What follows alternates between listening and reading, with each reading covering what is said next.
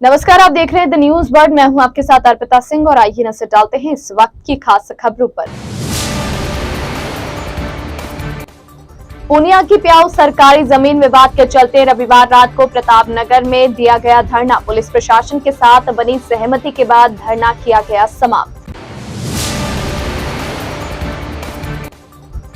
आपसी सहमति के बाद सोमवार को तीसरे दिन मृतक जगदीश सुथार का शव उठाया गया। आर्थिक मुआवजा और परिवार के एक सदस्य को नौकरी पर बनी सहमति।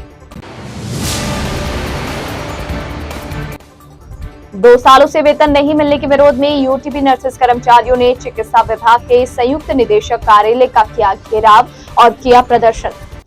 अब खबरें विस्तार से। पूनिया के प्याऊ में सरकारी जमीन में हुए अतिक्रमण को लेकर 2 पक्षों में चल रहे विवाद के बीच रविवार रात एक समाज के लोग कलेक्ट्रेट कार्यालय का घेराव करने पहुंचे, जिसके चलते पुलिस द्वारा उन्हें प्रतापनगर बस स्टैंड के बाहर ही बैरिकेड लगाकर रोक दिया गया।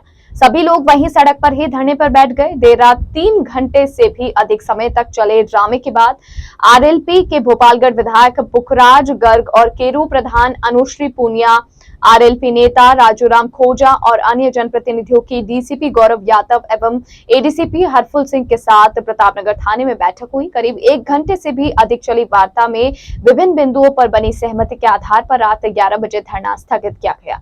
वहीं मांगे नहीं मानने पर 10 दिनों के बाद पुनः धरना शुरू करने की चेतावनी भी प्रदर्शनकारियों ने दी। भोपालगढ़ विधायक पुखराज गर्ग ने बताया कि पौधे उखाड़ने वालों का पता लगाकर कार्रवाई और अन्य मामलों की निष्पक्ष जांच सहित विवाद के बाद जब्त किए गए वाहन छोड़ने की मांग को लेकर डीसीपी से वार्ता की गई। हमने हाईवे जाम को लेकर एक वीडियो दिखाकर निर्दोष लोगों पर कार्रवाई नहीं करने का भी आग्रह किया था। डीसीपी ने मामले की निष्पक्ष जांच और खुद की मॉनिटरिंग में एसआईटी से जांच करवाने की बात कही। वहीं जब्त वाहन भी छोड़े जाएंगे कि मुकदमा की निष्पक्ष जांच हो और जो पौधे जिन लोगों ने उखाड़े हैं उन लोगों को जल्दी गिरफ्तार करें, ताकि यहाँ गांव का माहौल ठीक हो, लोगों में समाज के बीच में सामाजिक समझता बना रहे, आपसी भाईचारा बना रहे। ये आज भी हमारी ये डिमांड थी। एक तो जिन लोगों ने पौधे तोड़े हैं रात में, उनके विरोध में प्रायोरिटी से कार्रवाई हो। दूसरा मुद्दा था जो राजकार्य बाधा का रोड जाम करने का जिन लोगों पे मुकदमा लगाया है, उसका इनको पुलिस प्रशासन को वीडियो दिया है कि जिन लोगों ने डंपर लोगों के पीछे भगाकर उनको मारने की कोशिश की और लोगों ने डंपर से बचने के लिए भाग के रोड के इधर उधर गए, रोड जाम नहीं किया, मुश्किल से 10 मिनट खड़े रहे। तो वो भी हमारी जो बात होगी डीसीपी साहब से, इन्होंने कहा हम उस डंपर का वीडियो देखकर उसका उस एंगल से भी जांच करके बिल्कुल निष्पक्ष जांच करेंगे। तीसरा मुद्दा था जो मोटरसाइकिलें, उस दिन जो लोगों को अरेस्ट किया, मोटरसाइकिलें उन लोगों की थी जो लेबर गांव की बाहर कहीं धंधे में अपने काम का पैसे से जाते हैं, तो वो वहाँ होटलों पे अपनी दुकान पे मोटरसाइकिल छोड़ देते हैं। तो वो सारी मोटरसाइकिलें जो 38 मोटरसाइकिलें सीज किए हैं, वो कल अपनी सब वो आरसी लेके आएंगे, कागज़ लेके आएंगे। वो सारी मोटरसाइकिलें हैं कल रिलीज़ कर देंगे और इन सारी मुकदमों की निष्पक्ष जाँच होगी। एसआईटी टीम गठित करके यादव साहब के नेतृत्व में, डीसीपी साहब के नेतृत्व में टीम काम करेगी और टाइम पीरियड दे दिया इनको कि उस टाइम पीरियड के अंदर इसकी जांच पूरी करके जो भी कार्रवाई। पूनिया के प्याऊ में जो घटनाक्रम हुआ था पिछले दिनों में, उसको लेकर के एक प्रतिनिधि मंडल आया था जिनकी मुख्य डिमांड थी निष्पक्ष एवं त्वरित कार्रवाई हो। इस मामले में काफ़ी डिटेल में उनसे वार्ता की गई, उनकी सुनवाई की गई, जो विभिन्न पहलू हैं उस पर गौर किया गया और उनको ये विश्वास दिलाया गया कि इन पर बिल्कुल निष्पक्ष एवं त्वरित कार्रवाई होगी। सर, उनकी मांग थी कोई एक एसआईटी गठित करने की, उसको लेकर क्या था? हाँ बिल्कुल, एक एसआईटी गठित करने की जहाँ तक मांग थी, तो एक आईओ और उसके अलावा अन्य उनके जो सहायक आईओ रहेंगे उनके साथ एक एसआईटी गठित की जाएगी। अभी सर महापड़ाव को लेकर क्या सहमति बनी? महापड़ाव रहेगा नहीं रहेगा? फिलहाल जो वार्ता हुई उसमें सभी बातों पर सहमति बन चुकी है, तो ये महापड़ाव समझौता खत्म हो जाना चाहिए। केंद्रीय जल शक्ति मंत्री गजेंद्र सिंह शेखावत के काफिले में लगी एक गाड़ी से हुई दुर्घटना में घायल हुए जगदीश सुथार की मौत के बाद आज तीसरे दिन परिजनों और प्रशासन के बीच सहमति बनी और उन्होंने धरना समाप्त करने की घोषणा की।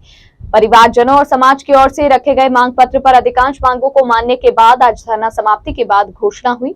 विधायक मनीषा पवार ने बताया कि परिजनों के आग्रह पर मुख्यमंत्री सहायता कोष से 5 लाख की आर्थिक सहायता दी जाएगी। वहीं मृतक आश्रित परिवार में एक संविदा नौकरी देने का भी निर्णय लिया गया। उन्होंने बताया कि परिवार के जीविकोपार्जन के लिए एक सरस बूथ देने की भी निर्णय लिया गया। साथ ही राज्य सरकार की सभी योजनाओं का लाभ भी परिवार को दिया जाएगा। उन्होंने बताया कि वर्तमान में यह परिवार किराए के मकान में रह रहा है, इसलिए परिवार को मकान उपलब्ध करवाने का भी प्रयास करेंगे। केंद्रीय जल शक्ति मंत्री गजेंद्र सिंह शेखावत की ओर से 25 लाख की आर्थिक सहायता दी गई है। विश्वकर्मा जांगीर समाज के अध्यक्ष वासुदेव जांगीर ने कहा कि प्रशासन की ओर से उनकी मांगे मानने के बाद धरना समाप्त करने का निर्णय लिया गया। उन्होंने राज्य सरकार और केंद्रीय मंत्री का आभार जताया। पूर्व विधायक बाबू सिंह राठौर ने कहा कि 3 दिन तक विश्वकर्मा समाज की ओर से जो धरना दिया गया था वह आज सकारात्मक वार्ता के बाद समाप्त हुआ। उन्होंने इसके लिए केंद्रीय मंत्री गजेंद्र सिंह शेखावत और राज्य सरकार का आभार जताया। हमारा जो भाई है सुतार समाज एक का जगदीश जी, जिनका पिछले कुछ समय पहले एक्सीडेंट हो गया था, जो भर्ती थे लेकिन 3 दिन पहले उनका देहांत हो गया। इस दुखद घड़ी में हम परिवार के साथ हैं, समाज के साथ हैं। राज्य सरकार की तरफ से जो मांग थी इन लोगों की वो मान ली गई है। 5 लाख रुपए मुख्यमंत्री सहायता कोष से मिलेगा। जो भी सरकारी योजना है, चाहे वो विधवा पेंशन बनानी हो, पालनहार योजना बनाना हो, बच्चों का एडमिशन का मामला हो, इसके साथ साथ मानवता के नाते एक संविदा की नौकरी भी राज्य सरकार ने मांगी है। जो मांग है इनकी वो मान ली, और इसके साथ साथ एक सरस बूथ या आजीविका बूथ चलाने के लिए उसकी भी मांग इन्होंने मांग ली है। और जहाँ तक घर की बात है, हम पूरा भरसक प्रयास करेंगे कि जो ये किराए पर रह रहे हैं, मानवता के नाते इनको एक घर भी मिले राज्य सरकार से। हम लोग भी मांग करेंगे। आदरणीय अध्यक्ष जी की जो मांग थी वो हम राज्य सरकार ने मुख्यमंत्री जी द्वारा पूरी मांग कर ली की, जिसमें पुखराजी पारस सर, राजेंद्र सोलंकी साहब, हमारे नरेश जोशी जी, सलीम खान जी और समस्त कांग्रेस परिवार इनके साथ खड़ा है। और हम सब 36 कौम मिलकर इनको न्याय दिलाने की हमने बात की।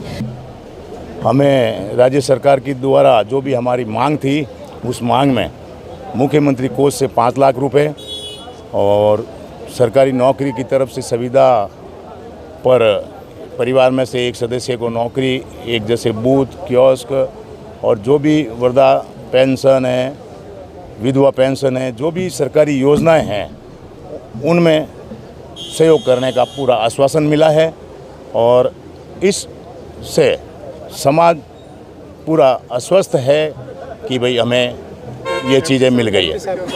केंद्र सरकार की तरफ से, एमपी साहब की तरफ से 25 लाख रुपए का आर्थिक सहयोग दिया गया है, जिसमें हमारे समाज के एमडी शर्मा जी ने अभी बीच में आकर के जो घोषणा की, और केंद्र सरकार की तरफ से प्रतिनिधि मंडल में देवेंद्र जी वगैरह जो भी यहाँ उपस्थित थे, और यहाँ 25 लाख रुपए का जो भी चेक था वो चेक दे दिया गया है। हमें जांगीर समाज की तरफ से, 36 कौम की तरफ से दोनों सरकारों का धन्यवाद कि तीसरे दिन जो भी हमारी मांगे थी और इस परिवार को न्याय मिला है, इसलिए मैं राज्य सरकार का बहुत बहुत आभार धन्यवाद प्रकट करता हूँ एवं केंद्रीय मंत्री जी का भी धन्यवाद ज्ञापित करता हूँ कि वो इस गरीब परिवार के लिए जो भी उन्होंने सहायता की है उसके लिए भी बहुत बहुत धन्यवाद। हाँ, सहमतियाँ हो गई है। जगदीश सुथार जिनका एक्सीडेंट 27 तारीख को हुआ था और एक्सीडेंट के बाद वो काल कलवित हो गए। उनका 14 महीने का बच्चा है। परिवार में कमाने वाले कोई है नहीं। उनके पिताजी मानसिक अस्वस्थ हैं, दोनों बहनें चली गई, उनकी माताजी चली गई। तो आम 36 कौम की एक सिंपैथी उनके प्रति थी और सुथार जांगीर समाज ने ये बीड़ा उठाया और 36 कौम ने साथ दिया। आप देख रहे हैं जैसा कि कल बहुत बड़ी लाखों की संख्या में विशाल रैली होने वाली थी अगर ये मांगे नहीं मानते तो। और ये धरना जारी है। आप जिस प्रकार का आक्रोश जनता में देख रहे हैं, तो जो शर्तें तय हुई है उसमें राजस्थान सरकार की तरफ से 5 लाख रुपए मुख्यमंत्री सहायता कोष में मिलेंगे। हमारी पुखराजी पराशर साहब से मेरी और वासुदेव जी अध्यक्ष महोदय की बात हो गई, तो ये मुख्यमंत्री सहायता कोष से 5 लाख रुपए, एक कियोस्क दिया जाएगा, संविदा पे नौकरी दी जाएगी, जेडीए, हाउसिंग बोर्ड या मुख्यमंत्री आवास योजना में एक मकान या प्लॉट दिया जाएगा।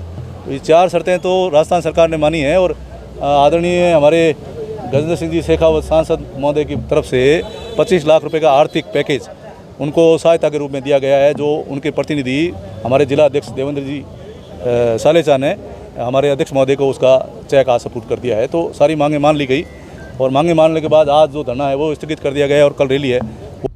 कोरोना काल में राज्य सरकार के आदेश के बाद जोधपुर में चयनित हुए यूटीबी नर्सेस को पिछले 2 सालों से वेतन नहीं मिलने के मामले में यूटीबी नर्सेस कर्मचारियों ने आज चिकित्सा विभाग के संयुक्त निदेशक कार्यालय का घेराव किया और अधिकारियों पर अपने विभाग और न्यायालय को गुमराह करने का आरोप लगाया। यूटीबी नर्सेज एसोसिएशन के प्रदेश उपाध्यक्ष गुलाब सिंह ने बताया कि 2021 में राज्य सरकार के निर्देश पर यूटीबी नर्सेज भर्ती की गई थी और 88 नर्सिंग कर्मियों को चयनित किया गया था। उन्होंने कहा कि उनकी ज्वाइनिंग के बाद 2 अधिकारियों की आपसी लड़ाई के कारण उन्हें आज तक वेतन नहीं मिल पाया। गुलाब सिंह ने आरोप लगाया कि विभाग के अधिकारी न्यायालय और अपने उच्च अधिकारियों को गलत जानकारी देकर उन्हें गुमराह कर रहे हैं। जांच में सारी प्रक्रिया सही पाई गई है, लेकिन इसके बावजूद न्यायालय में गलत तथ्य पेश किए गए, जिसके कारण उन्हें पिछले 2 साल से उनका वेतन नहीं मिला है।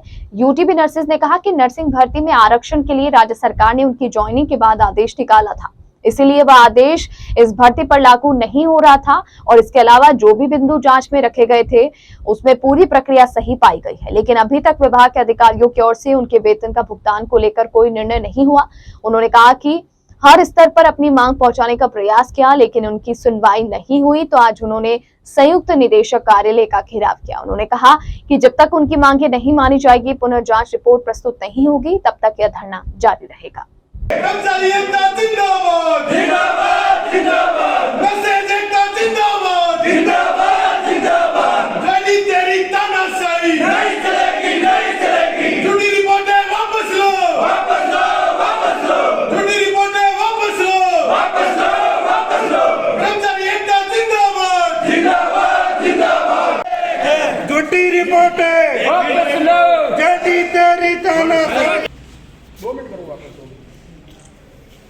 ये सर जांच रिपोर्ट जो यूटीबी नर्सिंग भर्ती को लेके की है वो पूरी मन मर्जी से झूठी और मिथ्या रिपोर्ट बना के सरकार। आप बताइए। गुलाब सिंह गहलोत, यूटीबी प्रदेश उपाध्यक्ष।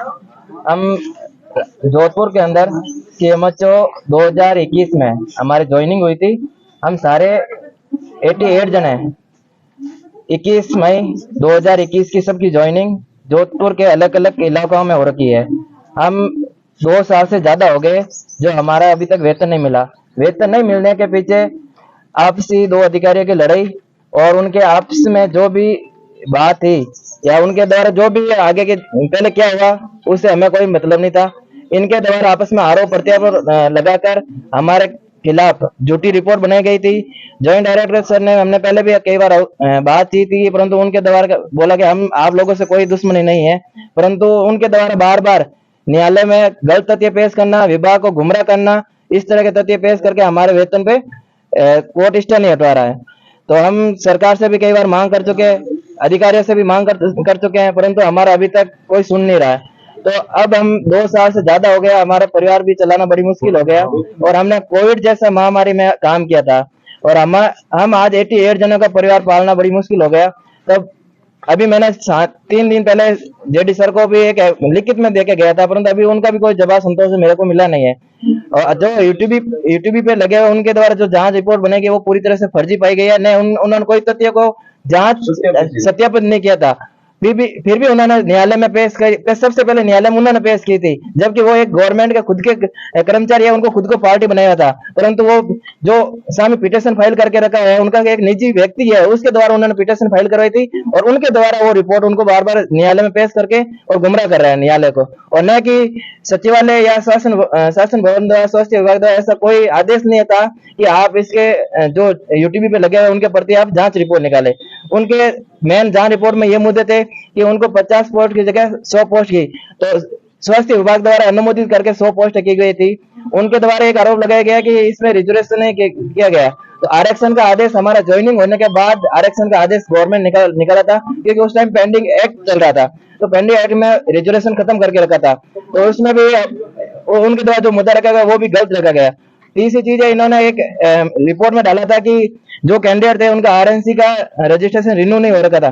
सारे कैंडिडेट का रिन्यू हो रखा था। इनके कर्मचारी से जांच कमेटी ने उनकी ये तो आंखें पे पट्टी बांध के रखी हुई थी, उसकी वजह से इनको वो दिक्कत नहीं, क्योंकि सारे एक एक कैंडिडेट के आप RNC से चेक करवा सकते हो कि उनका रिन्यू हो रखा है कि नहीं हो रखा है।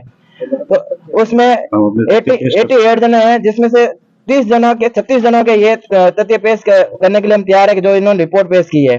और उसके बाद इन्होंने बोला कि आरक्षण के लिए हमारे पास ऑर्डर पड़ा है कि राजस्थान सरकार ने ऑर्डर हमारे ज्वाइनिंग के बाद में निकाला था, और 50 का 100 किया, वो भी गवर्नमेंट का अनुमोदन किया आदेश, सब कुछ हमारे पास जयपुर से आदेश हो रखा था। इसलिए हमारे आज यही मांग थी कि हम जो रिपोर्ट बनेगी उस रिपोर्ट पे अभी तक सरकार के द्वारा कोई निर्णय नहीं लिया गया। जब तक सरकार हमने पहले भी प्रयास किया कि हमारी बात माने और हमारी बात सुने कि हम सही है या गलत है, हमारे तथ्य आप जांच कीजिए, परंतु अभी तक सरकार की तरफ से या विभाग की तरफ से हमारे इस सुझाव को न माना है, न उनके, मेरे को लग रहा है कि हमारी आवाज वो सुन नहीं रहे हैं। तो आज हम जेडी सर से मिलने का प्रयास किया, परंतु अधिकारी का कहना है कि जेडी सर बाहर है, हम आपको नहीं मिला सकते हैं। और हमने बोला कि हमने मिलना है, तो उन्होंने बोला कि आप बैठ जाओ, आएंगे तब मिल लेना। तो हम जब तक जेडी सर नहीं आएंगे तब तक हम यहीं पे बैठे हैं। अब यहाँ पे जब तक मांग नहीं मानेंगे तो इस रिपोर्ट के जो रिपोर्ट पेश की उनके ऊपर कोई कार्रवाई वापस नहीं होगी, तब तक हम यहीं बैठे रहेंगे, चाहे हमें 2 दिन 3 दिन 4 दिन जितना बैठना पड़े, हम यहीं बैठे रहेंगे। और दूसरी मांग रहेगी, हम अब अधिकारी से हमने सबके हाथ जोड़ लिए, पैर पकड़ लिए, उन्होंने हमारी नहीं सुनी। अब मुख्यमंत्री महोदय से निवेदन है कि हमारी आवाज सुने, हमारी मांग सुने और हमारे जो हम कहना चाह रहे हैं उस पर कार्रवाई करें और ऐसे अधिकारियों के खिलाफ कार्रवाई करें। जोधपुर पुलिस कमिश्नरेट के बनाड और बोरानाडा थाना क्षेत्र में 2 मकानों में अज्ञात चोरों ने सेंध लगाकर लाखों के जेवरात और नकदी पर हाथ साफ किया। पीड़ित की तरफ से संबंधित थानों में मामले दर्ज करवाए गए। बनाड पुलिस थाने में रणसी बिलाड़ा हाल क्षितिज पेट्रोल पंप के पीछे श्री रामनगर खोखरिया निवासी अजीत पाल की तरफ से रिपोर्ट दी गई। इसमें बताया गया कि 9 जुलाई की रात को अज्ञात चोर उसके घर में घुसे और अलमारी बक्से से 40,000 की नकदी के साथ पत्नी के गहने चोरी कर ले गए। जानकारी पर बनाड पुलिस की तरफ से मौका मुआयना किया गया। इसी तरह बोरानाडा थाने में दी गई रिपोर्ट में बीसीसी धर्मकाटा के पीछे गंगाना में रहने वाली नैनी देवी पत्नी जितेंद्र मीरासी ने पुलिस को बताया कि 9 जुलाई को किसी काम से बाहर गई थी। इस बीच घर सूना था। अज्ञात चोर दीवार फांद कर घुसा और दरवाजे का ताला तोड़ने के बाद अंदर प्रवेश कर गया। अज्ञात चोर घर से 4 तोला सोने के जेवर के साथ 1 किलो चांदी के आइटम एवं 40,000 की नकदी चुरा कर ले गया।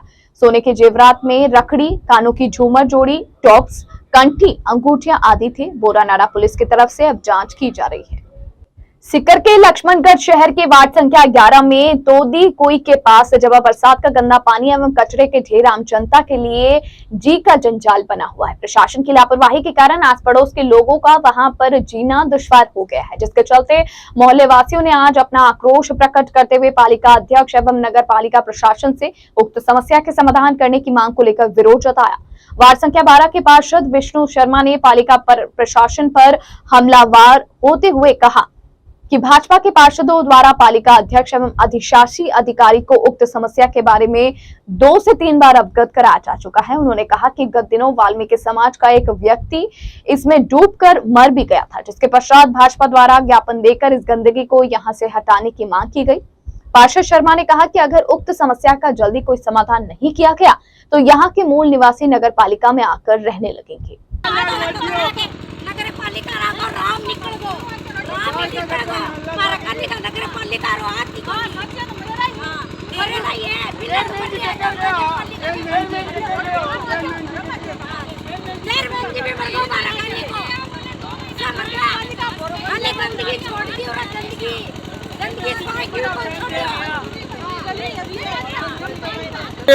ईओ साहब को, चेयरमैन साहब को ज्ञापन देकर के ये बात बता चुके हैं कि साहब ये बहुत ही एक रिस्क की पॉइंट है, जिसको बहुत जल्दी यहाँ से इसको हटा देना चाहिए।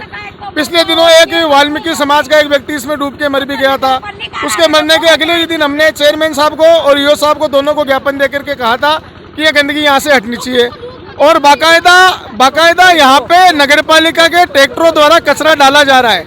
मैं नगर पालिका के प्रशासन को आपके माध्यम से एक सख्त चेतावनी ले मैं ये बात कह दूं कि अगर इसका जल्दी समाधान नहीं किया तो ये मोहल्ले वासी है ना, अब अपने घरों में नहीं रहेंगे, नगर पालिका के अंदर आके रहेंगे और नगर पालिका के अधिकारियों को इनकी रहने की, खाने की व्यवस्था करनी पड़ेगी, क्योंकि यहाँ पे रहना तो मुश्किल है। एक शमशान घाट में रहना और यहाँ रहना मिल के बराबर है। तो मेरा निवेदन है कि या तो वे इसको जल्दी से इसकी कोई कार्रवाई करके इसको यहाँ से समाप्त करना है। ये जो आप देख रहे हैं, जो यहाँ पे जनरेटर लगाए हैं, ये सुबह जनरेटर लगाए हैं, 10 मिनट अगर बारिश आएगी तो ये जनरेटर से सारा पानी आ जाएगा। क्या मतलब हुआ जनरेटर लगाने का? अधिकारी इतने निकृष्ट और निकम्मे हो चुके हैं नगर पालिका के कि दरअसल वो काम करना, ये महिलाओं का आक्रोश कोई झूठा थोड़ी है। ये महिलाएं परेशान है बिल्कुल, तभी इस तरह से यहाँ पे ये विलाप कर रही है। मरेंगे तो फिर नगर पालिका का नाम आएगा। मैं चेयरमैन साहब को एक बात कह रहा हूँ, चेयरमैन साहब आप कुर्सी पे बैठे हो, आपकी जिम्मेदारी बनती है नगर के लोगों की सफाई की, तो आपको इस तरह से निकम्मे होकर के घर पे बैठने के लिए चेयरमैन नहीं बनाया किसी ने। आप चेयरमैन बने हो, काम करने के लिए बने हो, काम करो, नहीं तो चेयरमैन छोड़ दो अगर आपसे काम नहीं होता तो। जोधपुर शहर में सावन का पहला सोमवार आज हर्षोल्लास के साथ मनाया गया। शहर के सभी शिवालयों में सुबह से ही शिव भक्तों की भीड़ देखने को मिली। वहीं भगवान शिव के अभिषेक के लिए आज इंद्रदेव भी रिमझिम बारिश कर अभिषेक किया। भगवान भोलेनाथ का पंचामृत के साथ दूध दही चावल चढ़ाकर अभिषेक किया गया। देवस्थान विभाग द्वारा सावन के प्रथम सोमवार के अवसर पर लघु रुद्राभिषेक का आयोजन किया गया। इस अवसर पर शहर के उमेद उद्यान सीती शिव मंदिर में शहर विधायक मनीषा पवार, कांग्रेस जिला अध्यक्ष नरेश जोशी द्वारा भी रुद्राभिषेक कर पूजा अर्चना की गई। विधायक मनीषा पवार ने शहरवासियों को सावन माह की शुभकामनाएं देते हुए प्रदेश की खुशहाली की कामना की। उन्होंने बताया कि आज शिव जी की पूजा अर्चना कर यह प्रार्थना की गई कि आपसी सौहार्द बना रहे एवं देश और प्रदेश निरंतर विकास करता रहे। जिला अध्यक्ष नरेश जोशी ने बताया कि मुख्यमंत्री अशोक गहलोत की पहल पर देवस्थान विभाग द्वारा मंदिरों में रुद्राभिषेक का आयोजन किया जा रहा है, जिसमें शहरवासी बहुत ही उत्साह के साथ भाग ले रहे हैं। जोशी ने बताया कि शिव मंदिर में पूजा अर्चना कर यह कामना की गई कि प्रदेश में अच्छी बारिश हो और खुशहाली बनी रहे।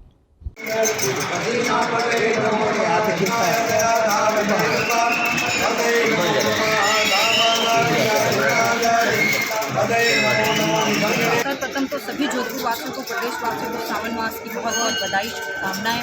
सावन मास में आज जिस तरीके से भगवान शिव का, पार्वती का आशीर्वाद सब पर बना रहे, उनकी कृपा शक्ति बनी रहे, अमर सुहाग सभी सुहागिनों को मिले। सभी सावन के सोमवार की व्रत रखती हैं महिलाएं, पूजा अर्चना करती हैं और इसी के तहत राजस्थान सरकार के देवस्थान विभाग द्वारा भी पूरे संभाग में 8 दिन तक ये अभिषेक का कार्यक्रम रखा गया है। और आज प्रथम सोमवार के दिन यहाँ हमारा उमेद उद्यान में जो शिव मंदिर है उसमें अभिषेक रखा गया, जिसमें हम सब सम्मिलित हुए और शिव जी की आराधना की, उनसे प्रार्थना की कि हमारा जोधपुर शहर, हमारा राजस्थान शहर स्वस्थ रहे, सुरक्षित रहे और आपकी कृपा इस पर बरसती रहे। और इसी तरीके से सावन मास में सभी महिलाओं पे, सभी बुजुर्गों पे, सभी युवाओं पे आपकी कृपा बनी रहे। और मैं देवस्थान विभाग, राजस्थान सरकार को बहुत बहुत धन्यवाद ज्ञापित करती हूँ कि आप इस तरीके धार्मिक प्रोग्राम के माध्यम से सभी लोगों को आपने जोड़ा और अभिषेक का कार्यक्रम किया। आज सभी प्रदेशवासियों को सावन के सोमवार की बहुत बहुत बधाई और शुभकामनाएं।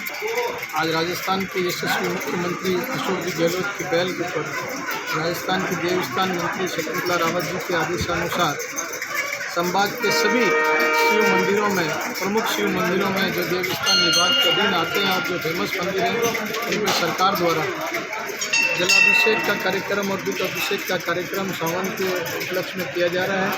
ये अभिषेक सभी मंदिरों में आठों ही सोमवार को किया जाएगा। ये राजस्थान सरकार के मुख्यमंत्री की अनूठी पहल है, जो पिछले साल भी किया गया था और अभी भी किया जा रहा है। मैं देश की और प्रदेश की जनता से इस शुभ दिन पर सभी की भगवान शिव से, उनकी ओर से अनुरोध करता हूँ कि वे लोग सभी स्वस्थ रहें और मस्त रहें। और यहाँ पर रुकेंगे एक छोटे से ब्रेक के लिए। ब्रेक के बाद जारी रहेगा खबरों का सिलसिला। आप बने रहिए द न्यूज वर्ल्ड के साथ। हर चीज की इंस्पिरेशन ली। My most awaited day is finally here. Mister perfect से ज्यादा ना परफेक्ट पिक्चर्स का वेट था। कपड़े डिजाइनर, बालों में रेड रोजेस और मेकअप न्यूड, पर गहने माँ जैसे। चमक दादी की और अंदाज मेरी नानी का। इनके नूर का राज बचपन से जानना था। आसपास नहीं तो थोड़ा कुछ इन्हीं के जैसा लगना था, क्योंकि कुछ चीजें आज भी भरोसे से चलती है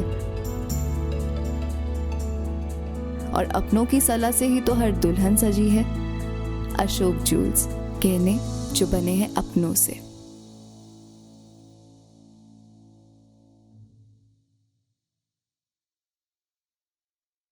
जोधपुर शहर में बेहतरीन चिकित्सा सुविधाओं से युक्त एवं मरीजों का विश्वास डाकिया hospital, a multi speciality centre. Chiranjeevi, RGH, CGHS, ECHS जैसी सरकारी योजनाओं के तहत निशुल्क ऑपरेशन व इलाज, हृदय रोग, स्त्री रोग, शिशु रोग, प्लास्टिक सर्जरी एवं दंत रोग, न्यूरोलॉजी एवं न्यूरो सर्जरी जैसे विशेष चिकित्सा सुविधाओं के लिए उपलब्ध है डाउकिया हॉस्पिटल।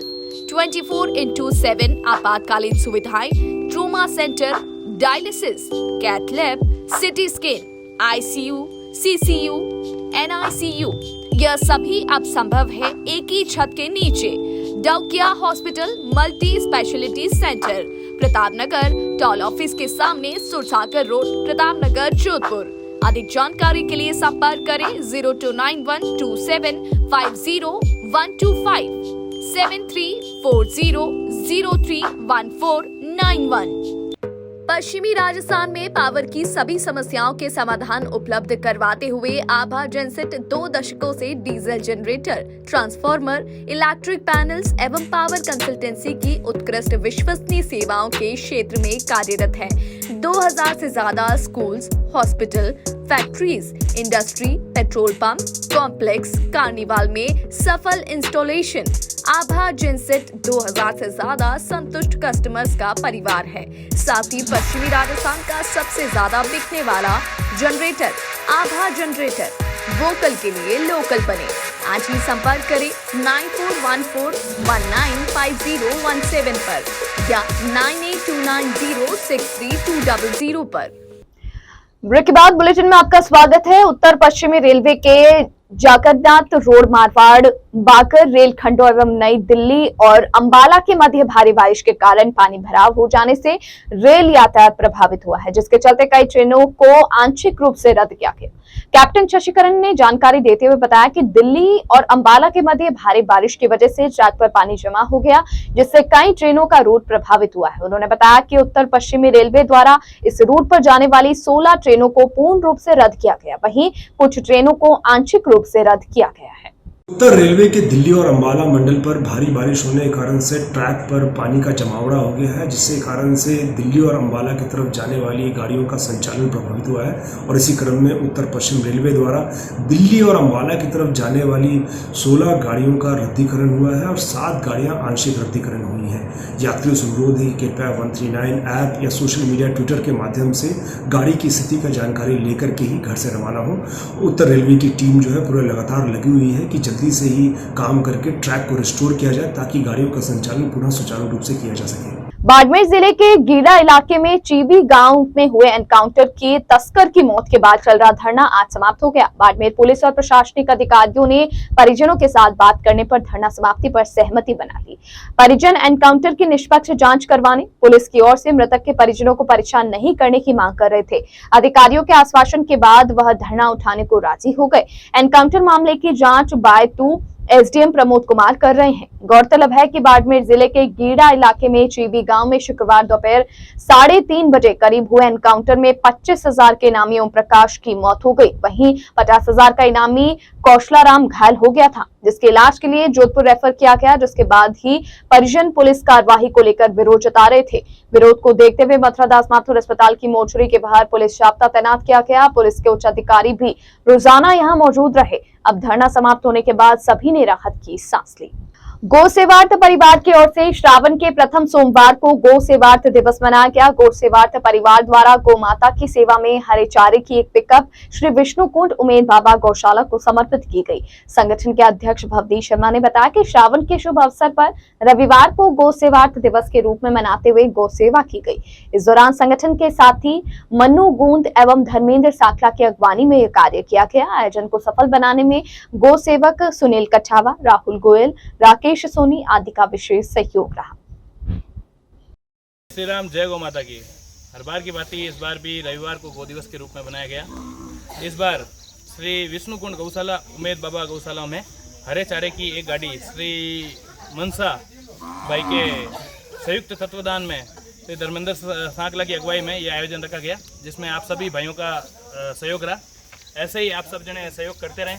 हम निरंतर इसी तरह गौ सेवा में तत्पर रहेंगे। जय श्री राम, जय गौ माता की।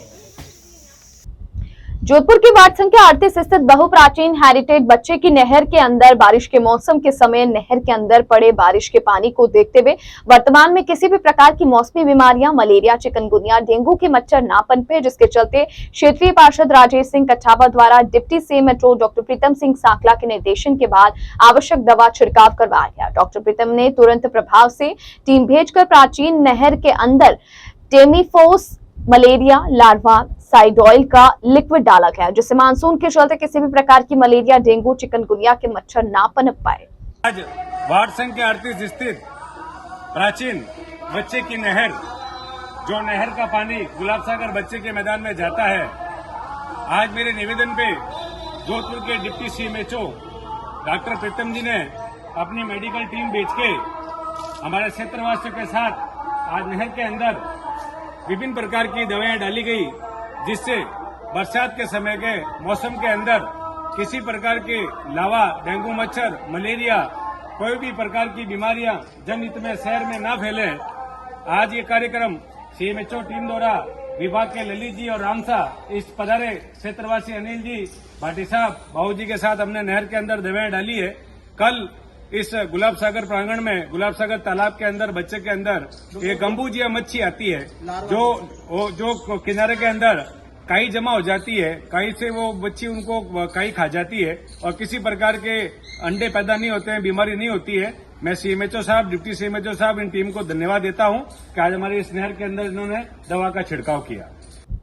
दक्षिण पश्चिमी मानसून का दूसरा दौर चल रहा है। मानसून पूरे प्रदेश पर छाया हुआ है, जो कि आगामी 2-3 दिनों तक छाया रहेगा। इधर मारवाड़ यानी पश्चिमी राजस्थान पर कम दबावी चक्रवात बनने से यहां पर भारी बारिश के आसार जताए गए हैं। जोधपुर सहित मारवाड़ के अधिकांश हिस्सों में बारिश हो रही है। जोधपुर शहर में सुबह से ही रिमझिम बारिश का दौर रुक रुक कर चलता रहा। सुबह बादलों के छाए रहने से दिन में भी अंधेरा सा बना रहा। सुबह में रिमझिम बारिश होने से मौसम खुशनुमा जरूर हो गया। हल्की उमस के बीच अब लोगों को कुछ राहत महसूस हुई है। बारिश के चलते शहर की सड़कें भी पानी से लबालब हो गई। वहीं अब शहर के पर्यटन स्थलों पर भी लोगों की आवक बढ़ने लगी है।